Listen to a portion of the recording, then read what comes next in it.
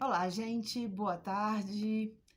É, Estamos mais uma vez aqui celebrando o Dia do Orgulho Pagão. E eu queria agradecer ao Cláudio Ramos pelo convite, né? E pela oportunidade de mais uma vez estar trazendo, né, um pouco de um assunto que eu amo tanto, que é a mitologia grega, né? E para hoje eu pensei assim, que divindade eu posso trazer, né? O que eu posso trazer da mitologia que tem um pouco de relação com os dias de hoje, né? Que a gente possa associar à nossa atualidade. E aí eu fiquei pensando, eu falei, tem uma divindade que a gente fala muito pouco, mas que eu acho que ela está muito presente, apesar da gente não mencioná-la né, e não lembrar muito dela, que é Hefestos. Que a gente sempre, quando pensa assim, nas divindades, a gente não pensa nele exatamente, pelo menos, né, nas conversas que eu tenho tido. E eu falei assim, cara, Hefestos, o que ele representa hoje? Porque quando a gente fala de Hefestos, você, o deus do fogo. Como assim? Né? Hefestos não faz fogo, ele não representa o fogo. Mas o fogo é um elemento associado a Hefestos e a gente vai ver, não é o único. Né? Pela sua própria história, né? Pela sua própria, vamos dizer assim, pelo seu próprio mitologema, né? Hefestos não está só ligado ao fogo, né? Ele está ligado aos outros elementos também. E fundamentalmente, ele está ligado ao fogo porque ele é o senhor da forja, o senhor da metalurgia. Ele é aquele que transforma, o que faz dele uma divindade bastante particular dentro da mitologia grega, né? Porque todas as outras divindades que a gente associa ao poder que elas têm, Apolo tem a cura, né? Tem o autoconhecimento, tem o oráculo, né? Zeus é o senhor do ar, dos raios e dos trovões, da chuva. A gente tem várias divindades ligadas à terra. E ele é uma divindade que transforma através dos elementos. Isso é muito significativo, né? Porque a gente pode associar Hefestos à metalurgia, ou seja, ao trabalhar os metais, mas a gente pode associar Hefestos à técnica e à tecnologia. E se a gente fala de técnica e tecnologia, a gente pode trazer Hefestos para a nossa realidade também. Porque tudo que a gente usa hoje em dia, né, veio da tecnologia. Né? Se eu estou falando aqui nesse celular, eu estou usando a tecnologia para transmitir o meu conhecimento, uma mensagem, né? Alguma coisa que eu tenho para dizer. Eu trabalho no meu computador, então eu uso tecnologia. Então, a tecnologia está presente na nossa vida num contexto muito amplo, né? E a gente não fala da divindade que está mais associada a essa tecnologia, né?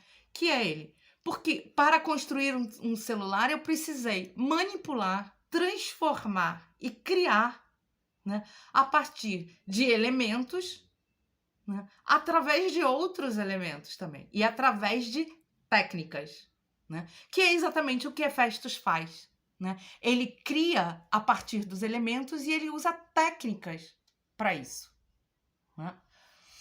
Por outro lado, se ele é o senhor da técnica, ou seja, ele tem uma capacidade física de criar e transformar, isso faz dele uma divindade mágica, ao contrário das divindades gregas que a gente, quem já assistiu palestra minha sabe que eu sempre falo que os gregos tinham uma relação muito esquisita com magia, né? E eles não consideravam, pelo menos não a maior parte das suas divindades, como divindades mágicas. Eram divindades de poder, mas não divindades mágicas, né? E, no entanto, a gente tem 3 divindades que vão estar extremamente associadas à magia, né? Aldine, então eu não posso olhar para outras divindades gregas como divindades mágicas. Eu falei, bom, depende da sua abordagem.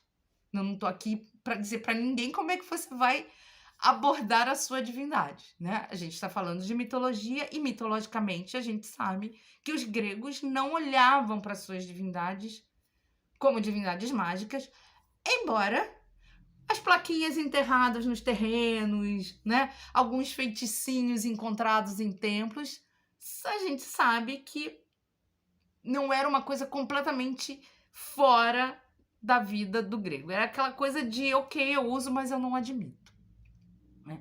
Mas, no entanto, a gente não tem como fugir da interpretação de Hefestos como uma divindade mágica, porque ele faz uma coisa que é essencial.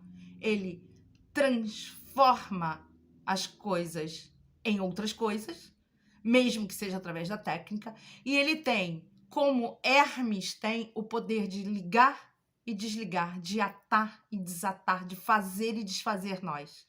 Isso é uma relação mágica. Muito mais mágica quando a gente pensa que só ele conseguia desfazer o que ele fazia.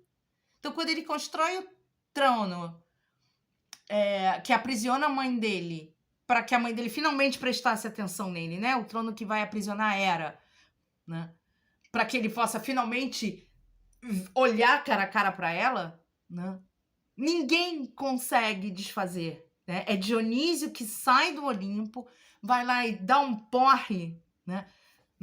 Em Hefestos, coloca ele montado em cima de um burro e leva ele pro Olimpo, né? E convence, ele não obriga, porque ninguém obriga Hefestos a fazer nada, né?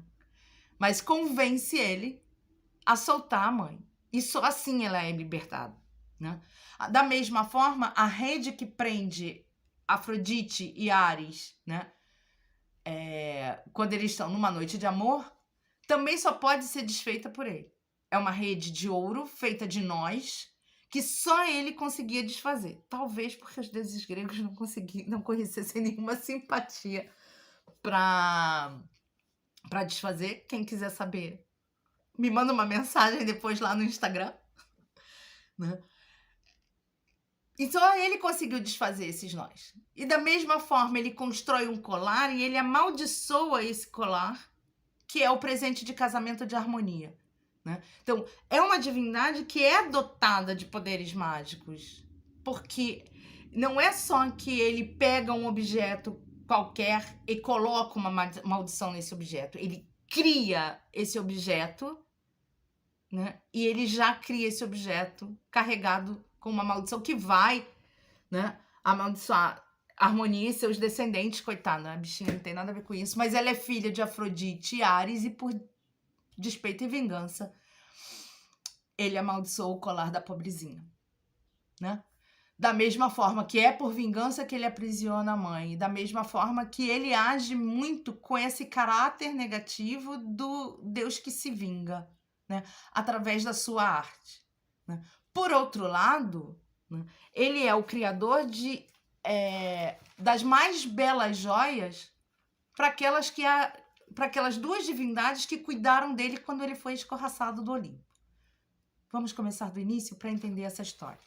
A gente tem 3 mitos de origem de Hefestos.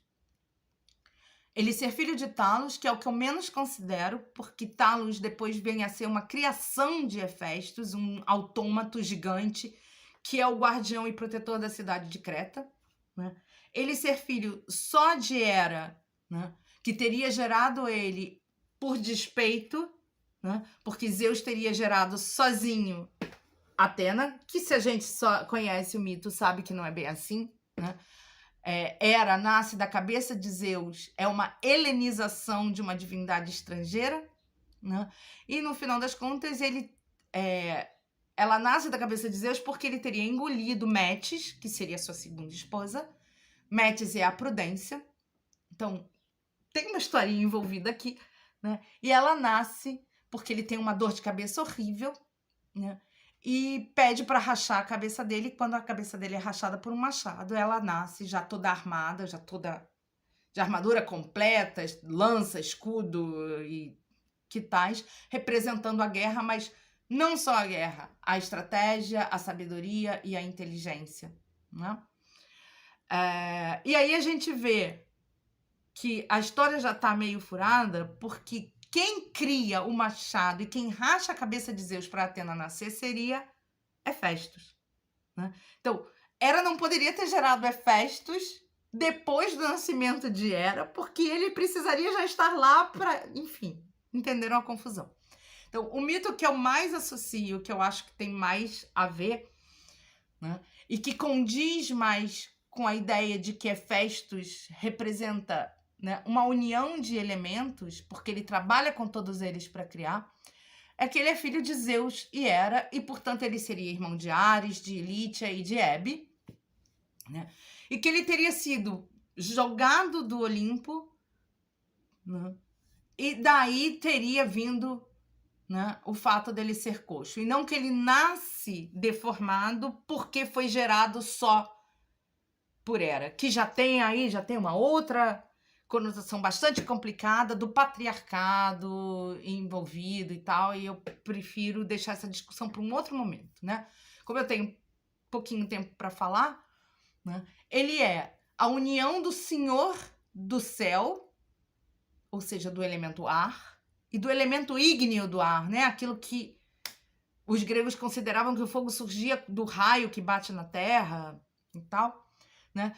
Da senhora da terra, de uma senhora da terra, de uma grande mãe da terra, né? Aquela que representa a soberania, o poder o poder do Deus manifestado na terra, né?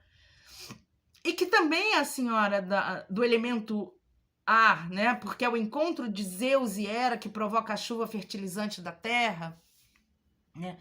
E ele rola do Olimpo, ou seja, ele cai dos céus qual um raio, né? Ou seja, por isso que o movimento dele seria, né, claudicante para representar esse raio, né? Esse zigue-zague do raio. Mas ele cai aonde? Na água. Então eu já tenho o ar, a terra e agora eu tenho a água, né? E quando ele é cuidado por essas duas divindades da água, que também mereceriam uma palavrinha aqui, né? Especialmente Eurínome, que é uma antiga deusa da criação que foi depois mitologicamente, né, transformada numa Nereida, irmã de Tétis. Essas duas divindades, que são divindades da criação, especialmente Eurínome, né, uma divindade da criação, dão a ele uma forja no centro da Terra, né, inicialmente numa gruta, e depois ele vai se transferir para o Etna, né, sob o qual, reza a lenda, está enterrado Tifão, né, e nas forjas do Etna é que ele começa a criação. Então, ele é uma divindade que tem associada a ele o ar, a terra, a água e o fogo. E é por causa dele poder manipular os 4 elementos, porque a gente sabe que na forja você precisa resfriar o metal, né?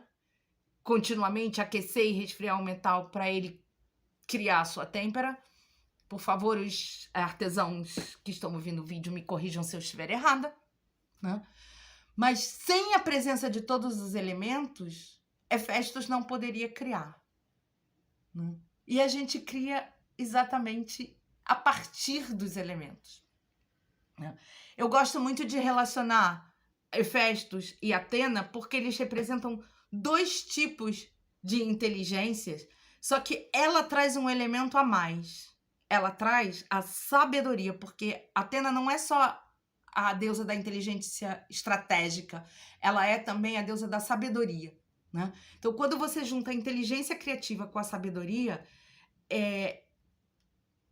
você tem a excelência, porque é criar alguma coisa que vai ser útil e que vai ser bom. Não apenas criar porque eu sou capaz, mas criar porque aquilo vai transformar a minha realidade, né? E é um recado bacana que a gente tem. Eu poderia me alongar a beça falando, né, de como ser coxo é uma marca, né, que teria sido colocada em Hefestos, porque ele tem essa capacidade criativa, mas ele talvez não tenha a visão total para saber que nem tudo que ele cria é bom, né? Ou seja, ele cria independente do uso que a sua tecnologia, que a sua criação vai ter. E Atena seria aquela que cria visando a utilidade positiva daquilo que é criado, né? Então, a junção dessas duas divindades, né, traria essa noção de criar para ser útil e para ser bom, não criar para só porque eu sou capaz, né? Porque da mesma forma que ele cria as joias, né, que ele cria a armadura de Aquiles que o defende da guerra, né, o escudo de Atena que defende qualquer ataque, né, ele também cria o trono que aprisiona a própria mãe, as correntes que vão aprisionar Prometeu. Eu não vou me estender sobre Prometeu, porque a gente sabe que é uma figurinha controversa, né? Mas, enfim, né? Ele cria o arco e a flecha de Apolo, né? Então, as armas dos deuses e as armaduras, armas, carros e outras maravilhas que ele cria, né, que podem, né, a maioria usada para propósitos bacanas, mas outras nem tanto, né? Então, eu trouxe ele hoje aqui, né? E meu tempo já está acabando, que eu estou vendo aqui no contador.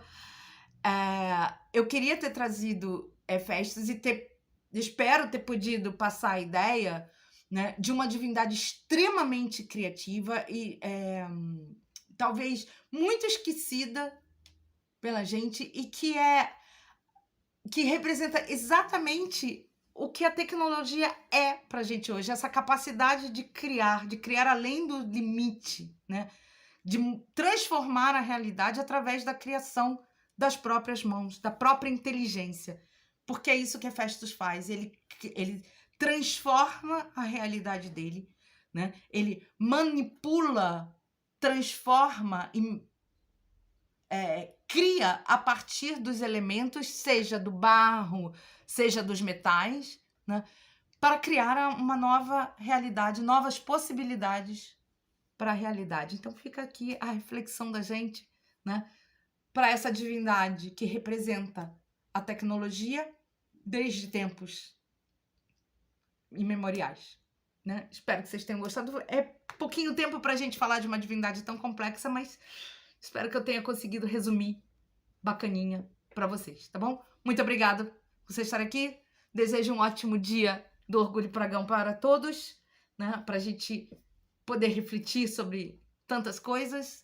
E mais uma vez, obrigada ao Cláudio e ao Círculo de Brigantia pelo convite. Tchau!